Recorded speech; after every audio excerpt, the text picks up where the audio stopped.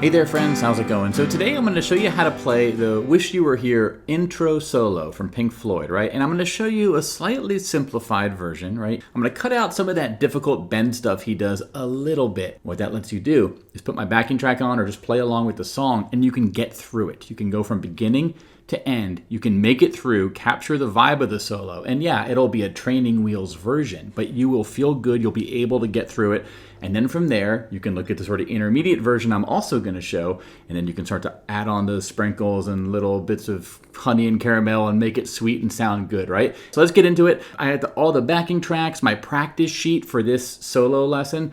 Over on my website, songnotes.net, it has my diagrams for the scales I'm going to show you, the exercises I recommend using, the simplified riffs.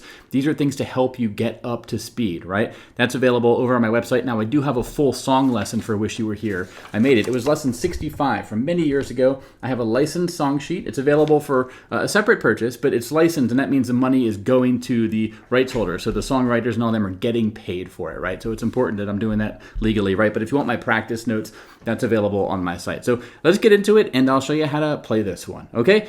Now, first up, the solo itself, I want to quickly talk about the notes that it's using. And if you recently watched my Amy solo or intro riff lesson by Pure Prairie League, same thing where, hey, this is just the pentatonic scale. In that case, it was the A major pentatonic scale, and in this case, it's the G major pentatonic scale. It's actually taking the open position, but then it's bridging it to this sort of version that's frets 2 through 5, right? It's like the E-shaped bar chord, this G major that you play with this bar chord right here. It's taking the thinnest couple strings of that. So you're left with this version of the pentatonic scale. If I play the notes from thickest to thinnest, it would be this. And back down.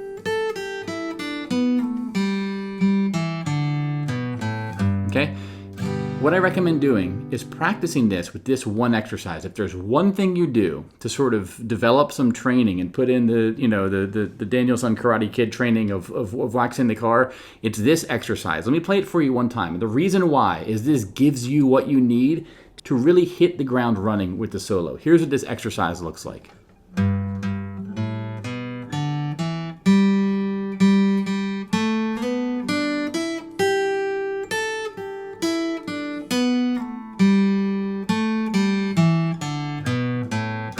Now again, why I recommend practicing that is that second phrase in particular, where we're going from the third string open, right? That is used basically 3 times during this solo, if not a few bits more. This is the main sort of cluster of notes that the solo uses. You learn them once, you master this phrase I showed you, this practice exercise, and you'll just be in good shape to learn it, because you got to get a good handle on that. So let's get on into the solo now, right? And I'll start with the super simplified version, and I'll get into the sort of intermediate version, and you'll get a good idea of where your skill is, and you can have some fun with it, right? So starting at the beginning, these first 2 measures, right? This is the introduction to that phrase I talked about. Let's look at the finger positions here, because it really matters. The first thing you're going to notice is these first 3 notes. Right, 3rd string, 2nd fret to 4th fret, and then we're going to go to 3rd fret on the 2nd string, okay? Now the thing you have to do here, it's really important, is take your left middle finger, or your fretting hand middle finger, if you're right-handed, and you're going to play the 2nd fret on the 3rd string, and your next note you need to hit is this 4th fret of the same string. Okay, you could pluck them individually like I'm doing there, but you want to use the same finger. And the reason why is this note is kind of like our escalator up to this next position I was talking about with the pentatonic scale. And you use your middle finger that sets up your index finger to own the 3rd fret and your ring finger to own the 5th fret. Right? So that's the main idea. Now, the first 3 notes, 2nd to 4th, and then 3rd fret with our index finger. Okay? Take it slow at first, no rush, get used to that motion. And that's the second phrase right there. 5 on the 2nd string to 4 on the 3rd string to 3rd on the 2nd string. All those numbers sound kind of crazy, right? And I get it, that's how guitar is, but sort of listen to it, hear it.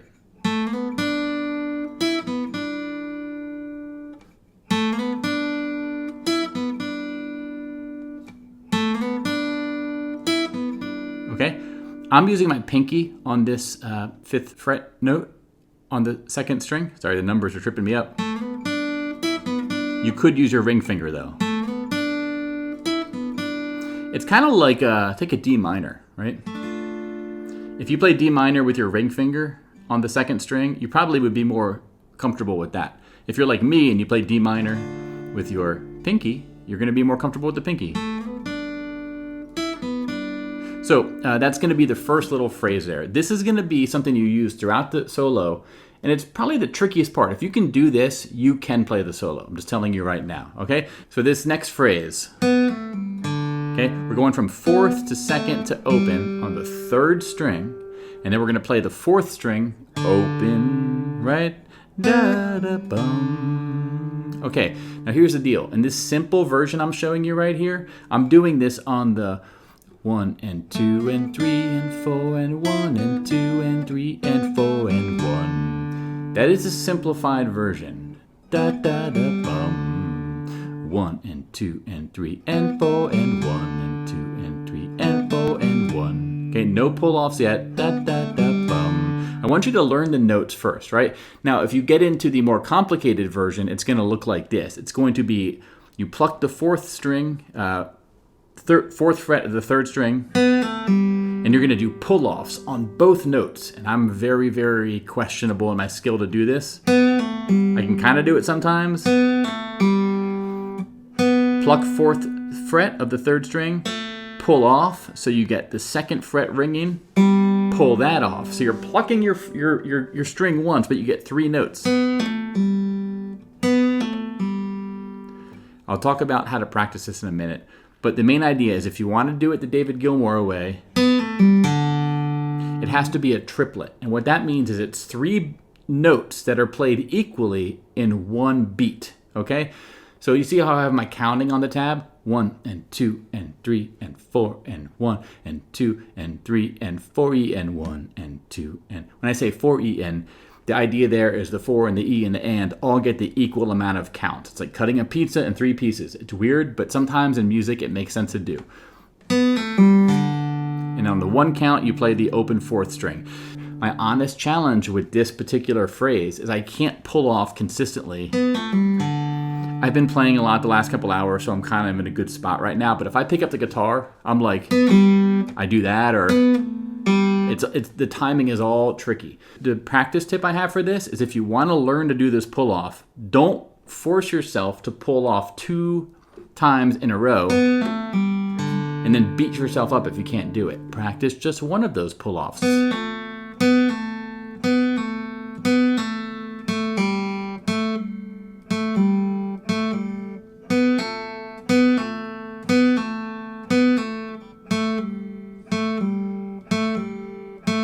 Okay, they require slightly different angles of your finger. You're using different fingers on each one. You're going to have to find your own little method and madness there. If you need help with pull-offs, but you kind of want to dig into the string and then flick off your finger. But it has to be at a consistent volume. You don't want to compromise your rhythm. It's really tricky. That's why I offer you the simpler version. So the first 2 measures, simplified.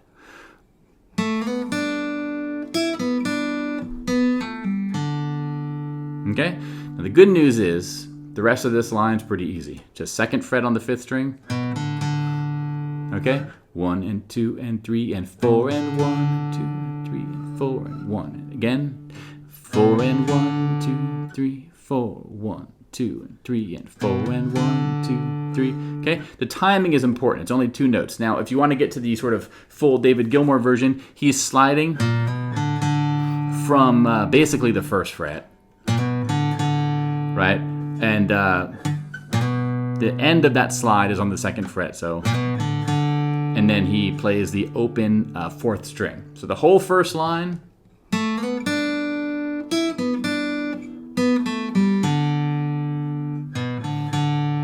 Okay, that's the simple version. I'll try my best at the sort of official version here, right?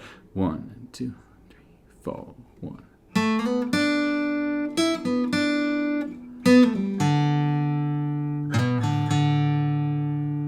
Okay, That's the first line. The good news is what we've learned there is going to get us through a lot of the rest. There's not that much new stuff we have to do. But the second line is great fun. So the full version looks like this, right? We're going to do, let me consult my notes here. We're going to do these double stops. Double stops mean you're playing two strings at the same time. So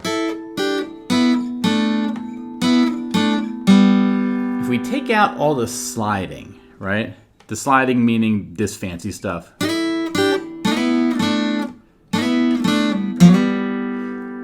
We'll get there. But let's start with something simple. Let's learn the notes first, and then I'll show you the simple version if this is too much for you.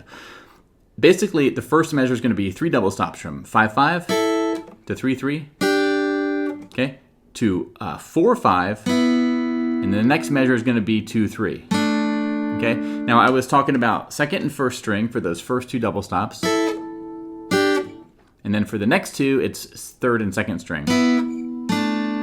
Okay, now really quick, I'll explain how to do this, how to think about this, but let's finish this phrase. Then we go back to where we just were, 4-5, then back down to 2-3, and then we have to go 5-4 on the next 2 strings. So this is a tricky one. It's tricky because we've been kind of up here.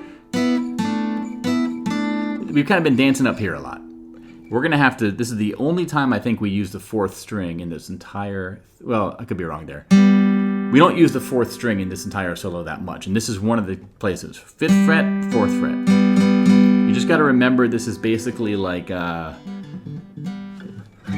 it's coming from this chord shape, this G major. It's just the 4th and 3rd string, okay? Now, if you remember, this is where you end up, and then you just remember this is where you start. Whatever you do for 5-5 and 3-3, I recommend you bar it, okay? Meaning you just use one finger. If you want to slide up, that's fine. But don't do that at first. Just you learn the notes. 5-5, 3-3. Now this next one, 4-5 and 2-3. Think of these like D major. When you do D major, you do 2-3-2. Take off your thinnest string finger, and then take that position and slide it up 2 frets. That's what you get here, right? 4-5. And then you go down to 2-3, which is like D major, right? That's kind of what this is evoking. It's in the key of G, and D major is the dominant chord in the key of G, so it's appropriate, right? Okay? So that first part, if we do it in time, 1, 2, 3, 4, 1.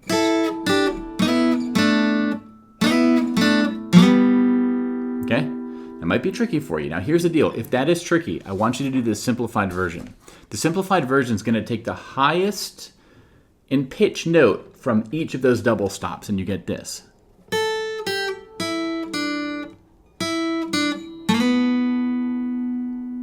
Okay? The reason I'm showing you that, let me do it again.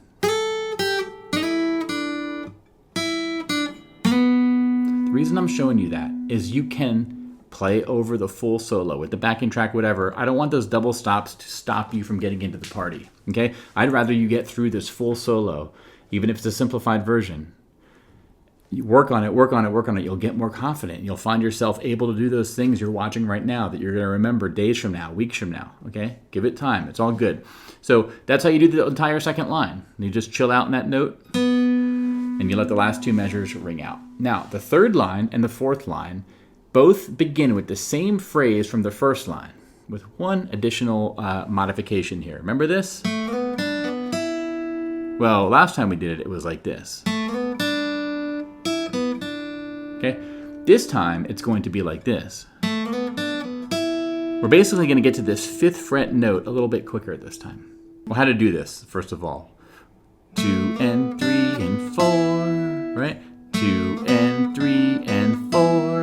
Getting your pinky here might be tricky for you at first. But take it slow. And this is where you go to that exercise I showed you in the beginning of this lesson, that second measure, right?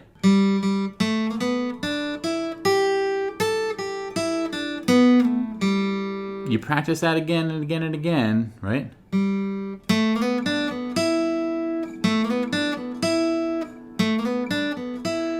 And you just isolate this riff, slow it down. But basically, that's going to be the riff that opens up line 3 and line 4. Now this next part, right? This is where the bends are going to come in. Now, if you can't do the bends, just worry about the simple version first, with the notes, right? And really, this is just the notes we just played in that first phrase going backwards, right? Basically. So that first half of the third line, okay? Now with a bend, in the full version, it's going to sound like this. Okay? I'm using my pinky to bend that 5th fret of the 2nd string, and then release it back down. I'm not going to be too prescriptive about how you do this as far as how far you bend it or if you pre-bend it or not. Right? Even a little bit is going to work a long way there. Again, just bend it, push it down, and then either push the string up towards your face or down towards the ground. It's going to change the pitch of that string, right? And you want to think of this in terms of just being expressive and like you're communicating. And I kind of flubbed that, which means I need to do my disciplined drills a little bit more to get more comfortable. Okay? Now this is the last part of this line, okay? The simple version is going to be, and I'm simplifying this quite a bit.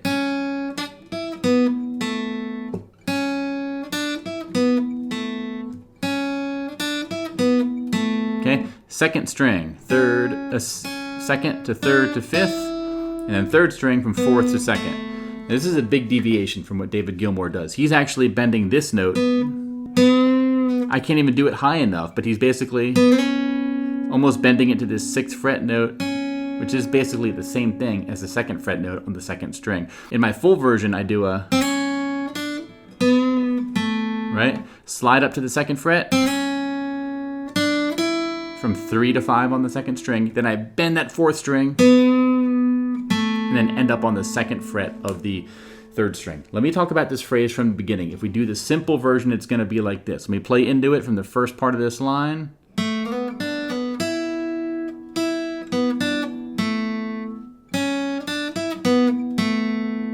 Okay? If you need to watch that again, I have the playthrough on my website. You can just rewind it, you can loop it, whatever. But if you do the full version, it's going to be like this.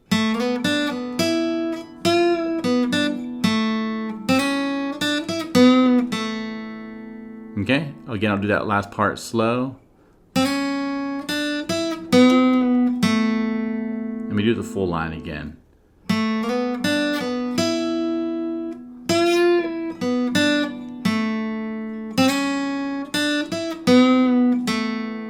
Okay, but again, see that simpler version that I already played. If you need to do a version without the bends, it's okay if you do it without the bends. And I'll play it all for you simple in just a minute here.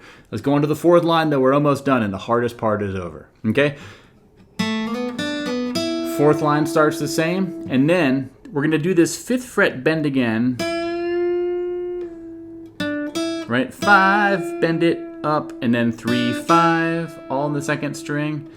End up on the 2nd fret of the 3rd string, and then bend that 4th fret if you can. Ooh, I'm ready now. Let's do that again. 2nd fret of the 3rd string, bend that 4th fret if you can, and then end up on this note, this A note right here, and then we've made it, right? So the second line, the last line is a bit, I don't want to say it's anticlimactic, but it's not a flashy solo, right? It's very contemplative and there's lots of space in it, right? But if you want the simple version of that last line, it's going to be this, right?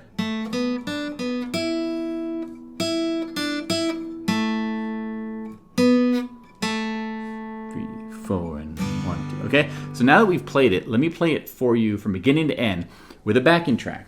Okay, I have a zoomed in versions of these on the website if you need to watch them again with the tabs on screen. And I also, I'm going to do the non-simple version afterwards. Okay, so let me do this one. And this backing track, you're going to hear me do it here. How it works is, it's 2 measures of count in actually. 1, 2, 3, 4, 1, 2, 3, and 4, 1, 2. And after this one count, that's the measure when this tab begins, okay? So let's play this one and see how it sounds. I'll do the simple version first, and I'll do the complex or the more intermediate version second. But neither of these are as complex as what David Gilmour is playing, but let's see how it sounds. 1, 2, 3, 4, 1, 2, 3, 4.